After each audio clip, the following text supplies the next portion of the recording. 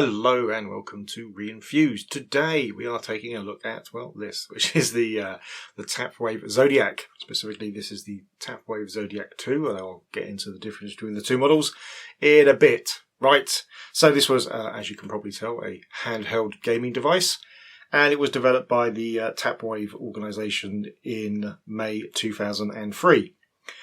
Actually released in October of 2003 and discontinued a couple of years later, July 2005. So who were Tapwave? Tapwave was a company that was founded by a bunch of Palm executives in 2001.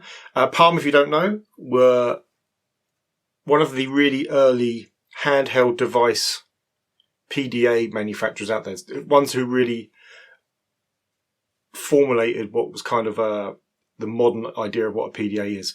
A lot of the things that we see in today's PDAs, well, before obviously they were basically obliterated by smartphones, really came from Palm, and they licensed out their operating system, PalmOS, and it really kind of set the foundations for what these little devices would be. Now, a lot of companies saw this as being kind of a ready-made platform to do things with, and again, obviously Tapwave being one of them. So, 2001, Tapwave was founded. They got some fairly hefty investment. This was a big deal. Nintendo was well known for making quite a lot of money from their handheld platforms, and because they hadn't really had that much competition at that point, I think possibly nobody really understood how difficult it would be to dethrone them. And Tapwave announced that they'd have over 1,200 game developers working on the platform. Now, that didn't really happen for various reasons. But it was announced. I mean, it was announced released not long after it was announced as well. They worked on this for quite a long time before they even announced it, which I think is a good way of doing things rather than the kind of huge delays you get nowadays where people announce stuff and it's not released for ages afterwards. But anyway, so what is it? Well, as we flip back this is a little cover that goes over it so you can see the screen. So it's a Palm OS based device. It's effectively a kind of upped version of what you would have got executives would have been using for a PDA at that point. So it's a 200 MHz Motorola IMX-1 ARM9 processor, obviously ARM, because they've basically been leading the mobile game for a long time, way before the likes of iOS and Android were around. It had 10 megabytes of main memory. I mean, who needs more than that? And the storage is kind of where things start to diverge. So you had the Zodiac 1, which had 32 megabytes of memory and retailed at $299. And the Zodiac 2, this one, which had 128 megs of main memory and retailed at $399. Quite a lot of memory for the time, really. PCs were struggling with about that amount at that point.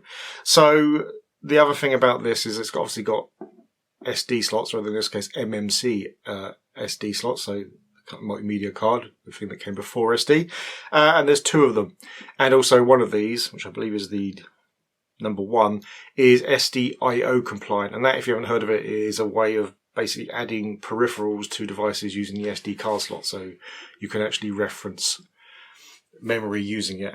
What the main reason for it being on this machine was to add Wi-Fi ability. So quite early on, this would have had Wi-Fi, and you could get drivers. In fact, you still can get drivers for SD cards with Wi-Fi abilities for it to connect to a network, although I don't imagine it works that well nowadays because things have moved on. Yeah, so other than the CPU, it also had an ATI, remember them? Now successfully rolled well and truly into AMD. Imagon W4200 2D accelerator. Although that 2D accelerator did quite a bit more than just 2D for what it sounds like. The screen is a 3.8 inch 480 by 320 16-bit color display. Not too bad for a hand, so not very shabby at all. That's about half VGA resolution, so in a screen this size, pretty good. It's like all PDAs of this time. It had a capacitive touchscreen and indeed came with, if I can pick it up, this stylus, which actually as we drop it all, slots into the back of the thing here, although mine, the little rubber bumpers are broken, so it doesn't actually hold it in properly, which is a shame. If we look at the back, you can kind of see it's got a lot of the regulatory information there, and its serial number, and yeah, Tapwave first edition markings. And yeah, various things, including the ATI logo and the Palm logo to specify the 2 licensees that it's using. This is a really, really nicely put together device, by the way. It's a brushed metal casing. It feels really, really good quality. It feels strong. It's not particularly heavy, but it's just heavy enough to feel like it's a quality product. And it was, by all means, a really good product. I mean, part of that is the battery is basically still working. It's lost a bit of its charge. It was originally rated as lasting for about 3 hours odd. It's a 2000 milliamp hour battery. It doesn't last quite that long now, but the fact that it works at all just goes to show that it was a pretty good quality battery in the first place. The control's pretty good. We've got like a little analog stick there, works quite well. Power on and off button. This is like an action button, home button. And these 4 buttons here, which are the control buttons, these aren't quite as good as the rest of it. It's always really confusing when the camera is in front of you and you have to try to, yeah, anyway. So these aren't that great, but they work well enough. And on the bottom, it's like a charging and data dock. This is kind of standard for Palm devices. It uses a very standard Palm thing, including the use of their hot sync software, which was always quite interesting. So it was a cable with a little button on it. You push the button and it would sync with the software on the desktop. Kind of cool. And they have a Bluetooth button because it does have Bluetooth built in. And yeah, they are 2 shoulder buttons. They're kind of, there's not much to them, and they're like clicky buttons. Although they've got that kind of rubber which is slowly dying, which is a shame because, like I say, the rest of it is really good quality. And 2 speakers. I think this is surround. And on the side there, you can see there's a nice little headphone socket as well. It's it's a quality machine. Really, really well built. Now, in terms of the games, I'll show a couple in a minute, obviously as much as I can on a handheld display using a camera. But there were quite a few games that were released. It got a version of Tony Hawk's Pro Skater. It got a couple of Sega games, Golden Axe, Free, and Altered Beast. There's a version of Doom 2 released for it, and Duke Nukem Mobile, which was a kind of played about with version of Duke Nukem. Wasn't as good as the full game, but it was there and all the characters were there, so hey. There were several unreleased games, obviously, because this was cancelled after 2 years, so that's pretty unsurprising. A few of them have been leaked, like there was Neverwinter Nights, but that was basically just a tech demo, but also Terminator 3 and Tomb Raider, which were mostly complete with a few missing features, but they worked. That was kind of the point. Tomb Raider is especially interesting to see running on this small screen, because this machine it's a small machine, though quite powerful for its time, so it's really odd seeing some of these games working on this so well, and they do work quite well. This was not a bad machine by any means, but yeah, there were issues. Tapwave in the end ended up selling out to an undisclosed Asian company. I don't think we even still know who that was, but they cited just lack of funding. It was a big vision they were trying to bring. They were trying to compete with Nintendo, which I imagine they found quite quickly was a difficult task to do. And the PlayStation Portable was announced, which was even more powerful than this and was being championed by a company known for their games machines. Now, as we know, even Sony struggled to compete with Nintendo, so yeah, they didn't really stand much of a chance. But, you know, it was a good machine. It won quite a few design awards, including ones from Time and Business Week, and a few Product of the Year awards as well. And I say I do not blame it. It's a really, really good machine. It still has quite a lot of the Palmos features in it, so it still has the ability to do calendars and such like. So it was a general all-purpose machine. Those tend to not do as well, even for various reasons, but it was still very game focused as well, as we'll see when we power it up. Right, which we should do now because we're basically done with the rest of it. So we just hit this button here and we get this nice little display. It's not going to look nearly as good on this camera, unfortunately, especially once YouTube has done its business. But if we try to get this in, then we'll try to focus in on it a bit. Yeah, as you can see, it's not quite widescreen, so it doesn't quite fit into the the camera lens, but this is good enough. Yeah, so we see here the start screen is very PDA-like with no any difference, but as soon as you hit the home button over here, which I'll try to do without disturbing the screen too much, There we go. So it goes into this quite game-orientated interface, which is it's quite nice.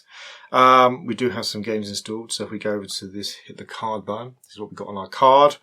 And yeah, so we've got things like Duke Nukem on here and various things. I use this machine quite a lot because I tend to use it more for the Palm games, because there's a game called Space Trader which I especially like, which is really like cut down version of Elite. It's not entirely compatible with the Tapwave. It does tend to crash a little bit, but it's a really good game. And SimCity on here as well is quite good as well, though that again is the Palm conversion. That was kind of did happen a bit. You did tend to get games that were cheaply ported from Palm, and some games which were enhanced for Palm for Tapwave, which were basically just Palm games that were given a bit of a brush up on the graphics to handle the thing. But say if we look at a few of these things, let me look at Duke Nukem here. This is the Duke Nukem mobile. There we see the sound busting out there. It's quite a loud machine, and it's quite clear as well. So yeah, pretty good for its time. But yeah, if we just quickly pop into one, you'll kind of see the difference to mainstream Duke immediately. As you see, we start off in a street, but it's not exactly the same, and it's really just if we run, it looks a lot like Duke, but the levels are just all played about with to make them more simple. You know, all the sample speech is there, all the animation is there. It's I don't know what the fire button is, to be honest. There we go, I'm dead. And yeah, and there is, as you could probably hear, rumble as well. So this was genuinely a machine built for. This was a machine built for games, and it was built really well. It's a fascinating little machine, and it's a shame that it was never. Well, yeah, strafing. It's a shame it didn't take off, but again, it's not unsurprising. Yeah, there's 5-1. Nintendo really had the mobile market locked down, and this was just didn't have the funding behind it, basically. But still a fantastic little machine. If you can get hold of one, the batteries are going. I mean, although they lasted this long, which is really good, they are going to go. But if you can get one, you can get it cheap enough. I do recommend it. There are some fantastic games, especially when you take in the Palm library of the games that actually work on this machine as well, which is quite a few of them. I do recommend it. It's a lovely little machine. It's just lovely to own. It's such a neat design and really well constructed. Right. Thanks for watching. If you enjoyed the video, please hit like. If you really enjoyed the video, please hit subscribe. If you didn't enjoy the video or you have something else to say, then please leave it in the comments below.